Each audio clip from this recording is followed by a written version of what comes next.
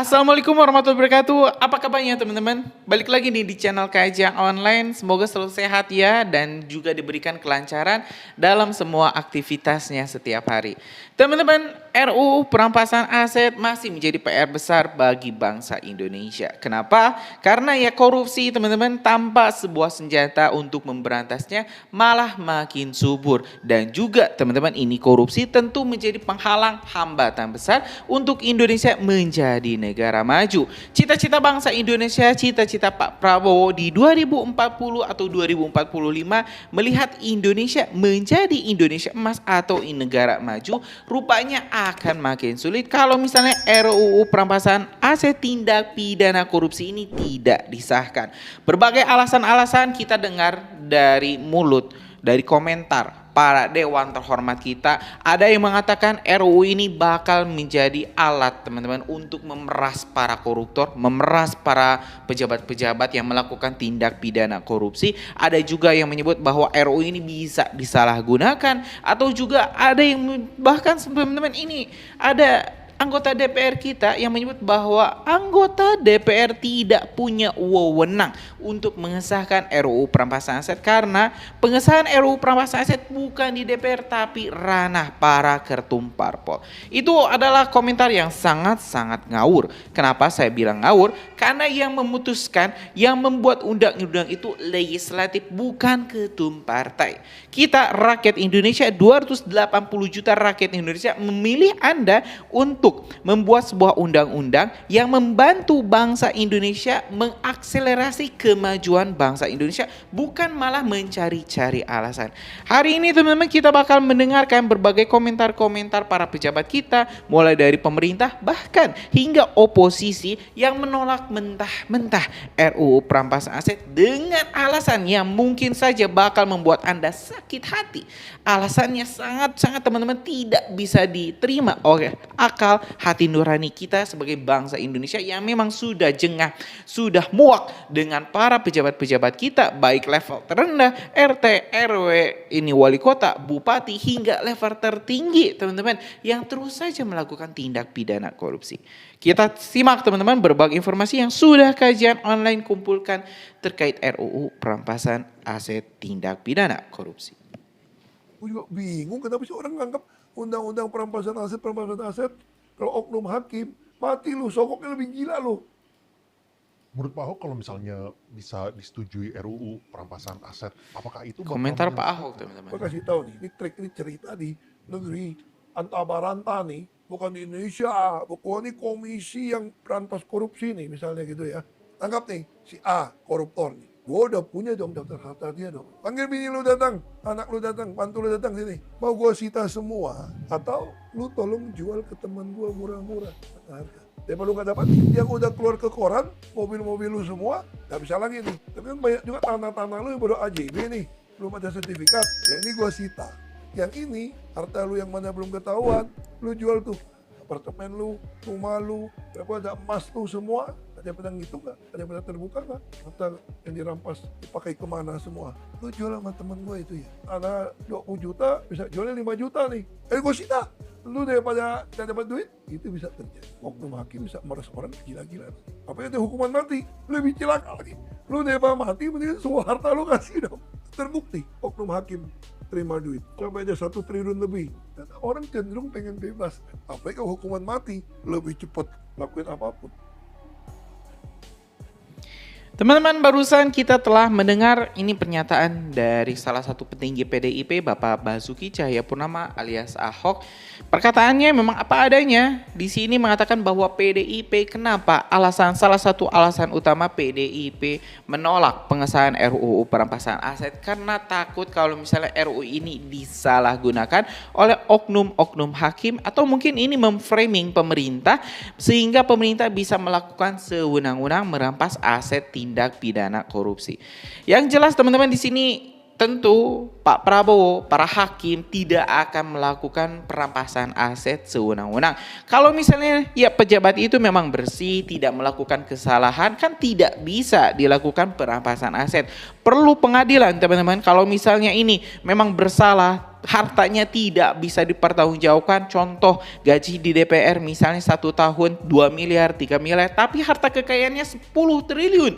Kan itu dipertanyakan dari mana? Kalau misalnya dia bisa menjawab ini hasil usaha ini ada bukti ya misal pemasukannya, kan itu juga tidak permasalahkan. Yang jadi masalah kalau misalnya gaji UMR, misalnya gaji pejabat itu 50 juta, 20 juta, tapi kekayaannya puluhan miliar, ratusan miliar, kan itu menjadi anomali. Nah, kita bakal lanjut lagi teman-teman, berbagai alasan-alasan yang ya mungkin ini menjadi alasan kenapa sih ini Partai Merah, partai pemenang Pilpres 2 periode sebelumnya menolak mentah-mentah usulan Pak Prabowo untuk mengesahkan RUU perampasan aset. Menteri Hukum Supratman Andi Aktas menyatakan Presiden Prabowo Subianto mendukung percepatan pembahasan rancangan undang-undang perampasan aset. Dalam hal ini, Presiden Prabowo telah berkomunikasi dengan seluruh ketua umum partai politik. Rancangan undang-undang perampasan aset memerlukan mekanisme politik. Rancangan undang-undang perampasan aset merupakan produk politik sehingga diperlukan koordinasi banyak pihak, termasuk pemerintah dan DPR. Terdapat opsi rancangan undang-undang perampasan aset akan menjadi inisiatif pemerintah atau menjadi inisiatif DPR. Supratman menyebut Direktur Jenderal Perundang-undangan atau Dirjen PP telah berkoordinasi dengan Badan Legislasi DPR untuk segera mempercepat proses pembahasan rancangan undang-undang perampasan aset itu. Terima kasih. Ketiga, penandatanganan diawali oleh Sampaikan bahwa yang namanya produk undang-undang itu adalah produk politik. Menteri Sekretaris Negara juga sudah menyampaikan bahwa Presiden dalam hal ini sudah berkomunikasi dengan seluruh ketua-ketua umum partai politik. Jadi biarkan dulu proses ini bisa selesai supaya bisa smooth dan sambil Kementerian Hukum untuk bisa melakukan dialog dengan teman-teman di PMN. Saat ini ada keinginan, jadi dua keinginan. Nanti kita lihat apa yang menjadi keputusan kita dalam penyusunan prolegnas yang akan datang. Apakah akan tetap menjadi inisiatif pemerintah atau kemungkinan untuk lebih cepatnya ini bisa menjadi inisiatif. Ya pemerintah serius enggak? Serius katanya. Loh, kalau serius ajukan ke DPR, kan sudah tinggal disahkan. Ajukan lagi, saya ajukan lagi. Kalau pemerintah mau jangan ke kami lah, kami ini kan Korea, itu sana gitu. Tapi kalau sekarang itu diberlakukan, itu akan terjadi korupsi lebih besar. Terus yang ini jalan nih, sampai akhirnya udah selesai, ketika akan disahkan, tiba-tiba DPR nggak mau. Udah selesai di tempat kita. DPR nggak mau, makanya saya berteriak-teriak di DPR. Kalau Anda mau, disahkan toh. Ini RUU perampasan aset ini. Lalu ada yang bilang, ya pemerintah serius nggak? Serius katanya. Loh, kalau serius ajukan ke DPR, kan sudah tinggal disahkan. Ajukan lagi, saya ajukan lagi. Gitu. Di bulan April atau Mei tahun 2024 tuh kita ajukan lagi nih. Surat dari Presiden tahun 2023. Nih surat dari Presiden. Tolong disahkan undang-undang perampasan aset. Di sana enggak mau lagi. Iya. Entah alasannya apa gitu. Nah, apa politisnya? Yang gitu kan? Nah, apa politisnya? berarti ada resistensi yang tinggi tuh kan. Iya, berarti. mungkin secara gurauan mungkin diwakili oleh Pak Bambang Pacul. Bambang Pacul. Korea ini ngikut saya Iya, gitu. ngikut. Iya. Kalau pemerintah mau jangan ke kami lah, kami ini kan Korea, itu sana gitu. Terus saya ketemu dengan Bu Megawati bicara. Oh, sempat Bicara saya. Alasannya masuk akal.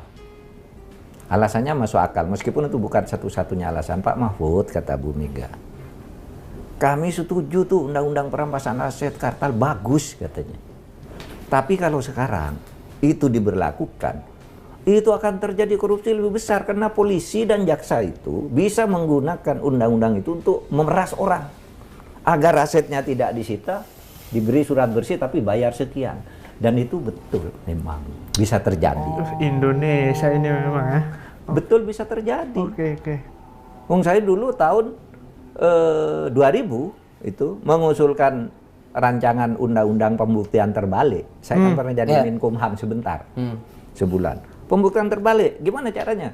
Kalau Vito menjadi menteri 5 tahun, gajinya dihitung tuh berapa? Kira-kira 5 tahun itu 7 miliar. Kalau ternyata dia punya kekayaan 10 miliar, langsung aja kamu korupsi 4 miliar. Buktikan kalau kamu tidak. Oke. Saya aja harus membuktikan sebaliknya. Itu, ya. Apa saya main saham atau saya punya apa Loh, gitu. saya dapat warisan, bapak saya meninggal nih. Kenaikan NJOP-nya sekian, udah benar nih 10 miliar. Bebas. Oh, gitu Itu kan mekanismenya. undang-undang pembuktian terbalik. Iya, iya, itu. iya. Waktu itu sudah saya siapkan. Tapi di pemerintah sesudah saya macet. Kenapa saya tanya ke Pak Oka Mahendra hadir, Pak, itu kan undang-undang bagus. Kenapa, Pak? Ini nanti kalau berlaku digunakan oleh jaksa dan polisi untuk meras-meras ini. Orang punya harta banyak lalu harus dapat surat bersih dari kejaksaan bahwa ini profilnya udah cocok, ini habis, Pak.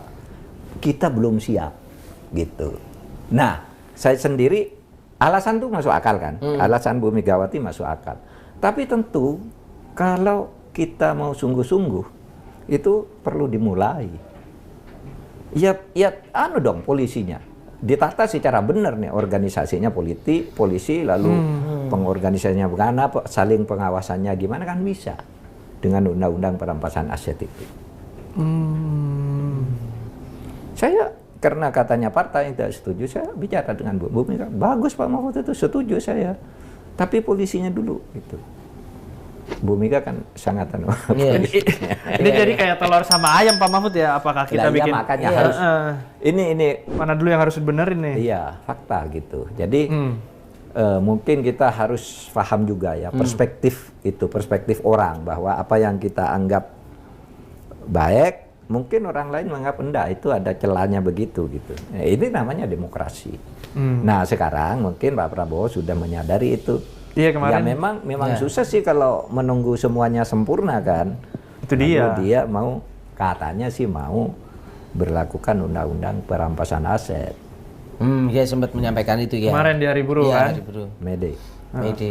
Nah, Ya, kita lihat artinya sudah ada, sekarang tidak perlu lagi polisi dikhawatirkan, kejaksaan dikhawatirkan. Kita lakukan undang-undang perampasan aset.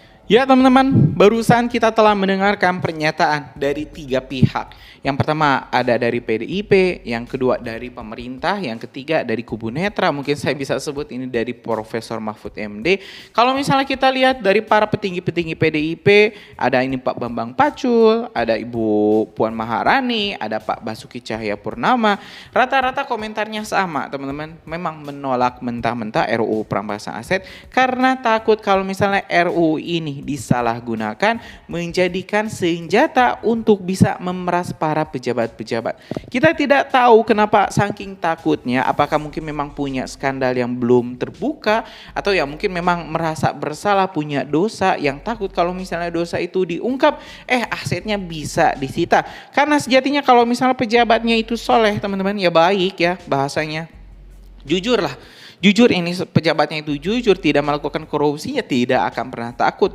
Kalau misalnya RUU perampasan aset ini disahkan. Yang pasti ketakutan adalah orang-orang yang mungkin pernah melakukan tindakan korupsi. Selanjutnya kalau misalnya ini dari Pak Mahfud MD mengatakan bahwa memang Ibu Megawati Soekarno Putri memang menolak teman-teman. Ya kalau ini sudah dikatakan teman-teman, mantan Cawapres ya, wakil presiden dari PDIP sendiri mengatakan ya memang Ibu Megawati ini menolak. Kalau barusan dari Menteri Hukum ya Pak Supratman menegaskan ini Pak Prabowo mendukung sepenuhnya RUU perampasan aset. Cuman ya masalahnya DPR, teman-teman, DPR ini tidak mau mengesahkan RUU ini. Kita sangat berharap Pak Prabowo mengambil alih lah RUU ini. Nah, kemungkinan ada yang bertanya-tanya, mana bisa ini Pak Prabowo, Pak Presiden mengambil RUU perampasan aset? Bisa loh teman-teman. Tapi bukan jadi undang-undang, tapi menjadi perpu, peraturan presiden pengganti undang-undang.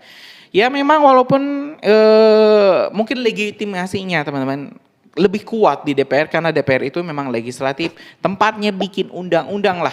Tapi kalau misalnya Pak Prabowo mau itu juga bisa. Ya kita bakal lihatlah ke depan apakah Pak Prabowo bakal mengambil alih RUU perampasan aset ini atau tidak.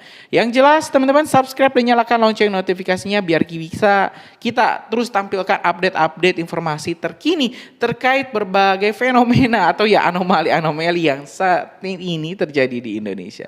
Terima kasih teman-teman. Assalamualaikum warahmatullahi wabarakatuh.